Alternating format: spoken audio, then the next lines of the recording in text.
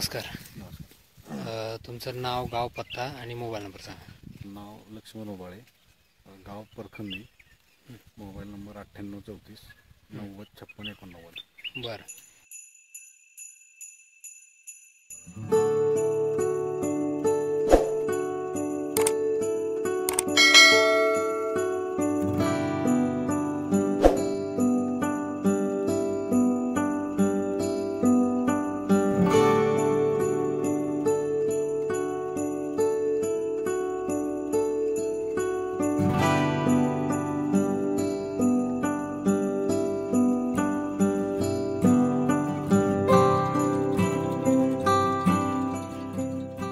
हा टोमॅटोचा प्लॉट केलेला आहे ना. किती दिवसांचा झाला हा प्लॉट? आता 58 ते 60 दिवस झाले त्याला. 58-60 दिवस झाले. आणि म्हणजे आता हे तुम्ही खताचं नियोजन केलंय कृषी महाजनच्या खतांवर है ना. आणि हे कोणती वाटी? 15-17 व्हरायटी.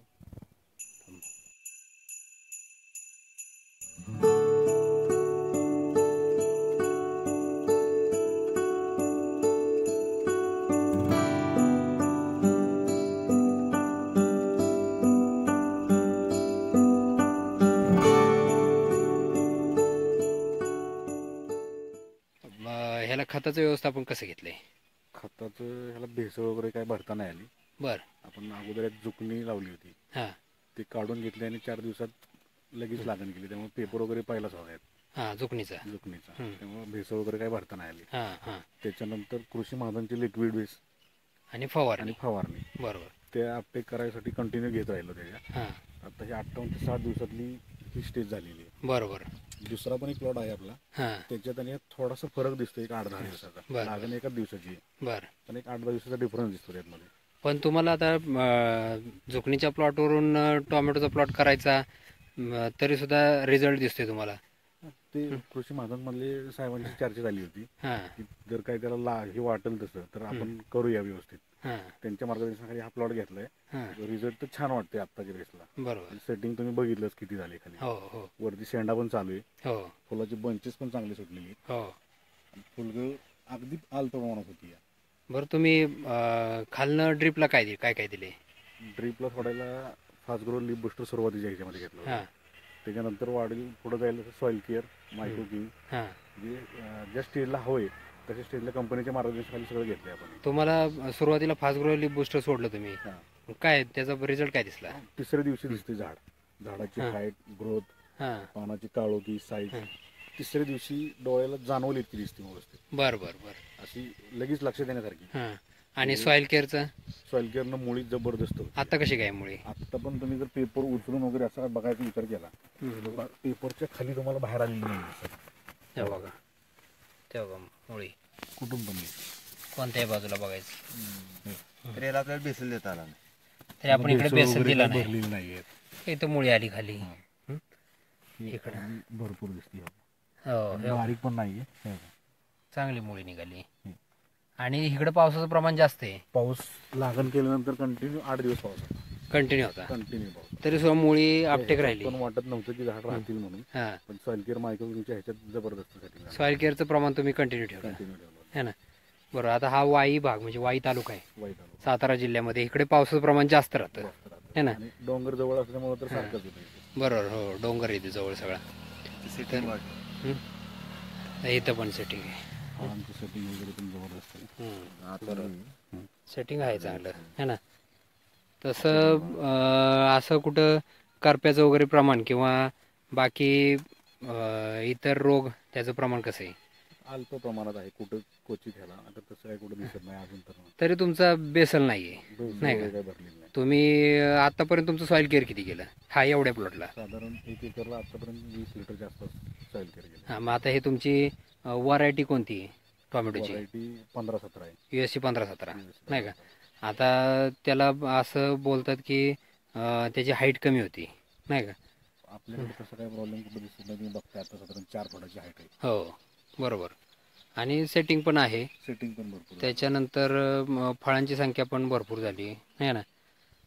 प्लॉट तसा व्यवस्थित आहे एकदम. आता हे तुमचा एकदम रस्त्याच्या शेजारी प्लॉट आहे नाही का. बाकी शेतकरी काय विचारतात, इथं प्लॉट आहेत का? तिथं आत्ता तर नाहीये कोणाचं जवळपास. बरोबर नाही कोणाचं? नाही कोणाचा. नाही का? रस्त्यावरून जाता येतं म्हणजे थांबून विचारतात तर ते एवढ्या पावसात पण काय करताय, हां इतकं छान दिसते ती काळोखी वगैरे टिकून आहे. बरोबर. नाही तुम्ही आता शेंडा बघितला, शेंड्याला कुठं कळू की हां चांगलं एकदम हार्डनिंग आहे. हार्डनिंग व्यवस्थित आहे. आता लिप बुस्टर फास्ग्रो खालनं, लिप बुस्टर सोडलं खालनं सोडलं, वरनं स्प्रेला पण घेतले. आणि आपलं स्टिकर कसं काम करतं? स्टिकर साहेब एक नंबर काम करते. म्हणजे अगदी टेम्परेचर मध्ये तुमचा जर स्प्रे चालू असेल 10-11च्या आसपास, तर एक वेळ पूर्ण होतोपर्यंत माघारी जायचा ना, तो पूर्ण झाडावरचं पाणी पूर्ण गेलेलं असतं. म्हणजे सुकून जातं, लगेच ते करून घेते पानाला. सुकून जाते म्हणजे ते मुरते आतमध्ये मुरते नाही का? म्हणजे त्यात आणि हार्डनिंग पण होणार आहे कारण त्यात सिलिकॉन आहे.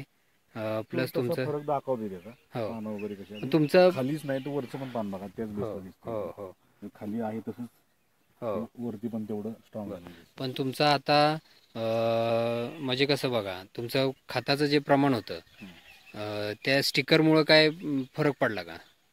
औषधांच्या ह्याच्यामध्ये थोडंसं वाटतंय की स्पीड लागतं. असा स्टिकर आपण ज्यावेळेला रेग्युलर वापरत होतो बाहेरचं, त्यावेळेला साधारण ह्या एकरभराला 13-14 पंप लागायचे. आता 12 पंपात तेवढं क्लिअर होतं. 2-1 पंप कमी झाले. जरी स्पीड मध्ये चालला तुम्ही किंवा एखाद्या वेळेला हात वर खाली झाला, बारीक थेंब जरी पडले तरी ते स्प्रेड होते लगेच. म्हणजे तुमचं थोडं जरी पडलं तरी ते पान कव्हर होऊन जातं. असं जे बघा इतर वेळेला बघायला लागायचं की शेंड्याकडे गेले का खाली आले का पंप वर खाली स्प्रे घ्यावा लागायचा. ते जरी फिरून आलं वरनं खाली तरी ते तेवढं मिळते, कव्हर करते ते है ना? म्हणजे तुम्हाला त्यात पण जाणवलं, पेस्टिसाइड फंगिसाइडला पण जाणवलं असेल है ना? त्या पण फवार तिथं तुमचं खताचा खर्च कमी झाला नाही का? स्प्रेचा कमी झाला.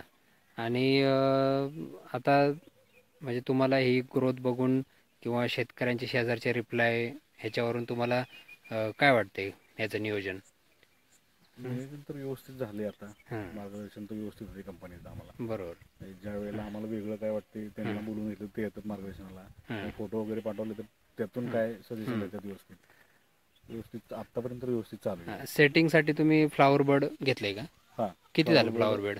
आतापर्यंत 4 फवारण्या झाल्या फ्लावर बर्डच्या. Stage by stage. काय फरक पडतो? सेटिंग झाले त्यावेळीचे वेगळे होते, आता या वरच्या सेटिंगसाठी परत घेतले. पण ते फुलगळ वगैरे जी होती त्याने काय कंट्रोल होती का? लय कंट्रोल होती. 70-80% वरती फ्लावर बर्डनं. बरं. मग तुम्ही खालनं पण सोडले का फ्लावर बर्ड? पण सोडले. म्हणजे तुम्हाला त्याच्यामुळे तो फरक पडला फ्लावर बर्डमुळं है ना? सेटिंगचा म्हणजे फुलकळी चांगली राहिली, फुलगळ होत नाही है ना? आणि ब्रँचेस पण जास्त होतात. एकाला 8-9 पर्यंत. हो बघा ना, आता प्रत्येक ठिकाणी आहेच है ना? 8 मध्ये साधारण 1 किंवा 2 एखादी दुसरीच हे होती ती. आता बाकी सगळी सेट होती. बरोबर. आणि हे तुमच्याकडे एवढं पावसाचं प्रमाण असून सुद्धा प्लॉट एकदम व्यवस्थित आहे, ग्रीनरी एकदम मेंटेन आहे, झाड पण एकदम सशक्त वाटते नाही का? तरी तुमचा बेसल नाही का? बेसल डोस नाही. बेसल जर याला घेतला असता तर अजून बराचसा फरक असता यात. म्हणजे तुमचे ताराच्या वरच एकदम झाली असती, फळांची संख्या पण वाढली असती. बरोबर.